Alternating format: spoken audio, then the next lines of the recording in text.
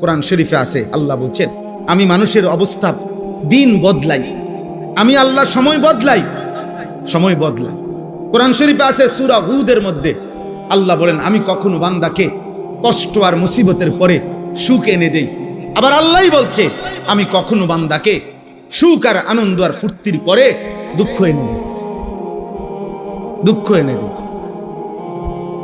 হ্যাঁ হ্যাঁ, আমি আল্লাহ এনে দেই, অবস্থার পরিবর্তন করি। সুখের দুনিয়া কখনো দুঃখে ভরে যায়, দুঃখের দুনিয়া কখনো সুখে ভরে যায়। আনন্দ মুখর মানুষ হয়তো কখনো অজরে চোখের পানি ফেলে, আবার কাঁদতেছিল বান্দা হয়তো আবার কখনো আনন্দে হাসে।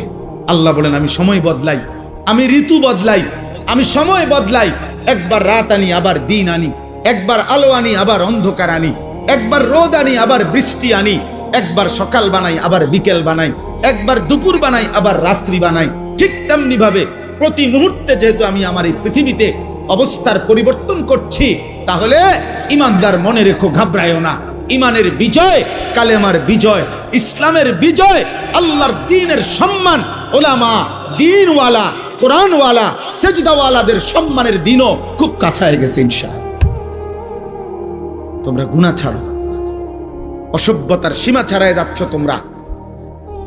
24 ঘন্টায় যাদের এক ওয়াক্ত নামাজ পড়তে মন চায় না, নাফরমান সন্তান, মনে রাখিস সীমা ছাড়ায় যাচ্ছ। 24 ঘন্টা যারা নারী ছাড়া, ছবি ছাড়া, মোবাইলের উলঙ্গ দৃশ্য ছাড়া যাদের রাত কাটে না, দিন কাটে না, নাফরমান, মনে রাখিস সীমা ছাড়ায় গেছে। এটা বাড়াবাড়ি, বাড়াবাড়ি, এটা বাড়াবাড়ি।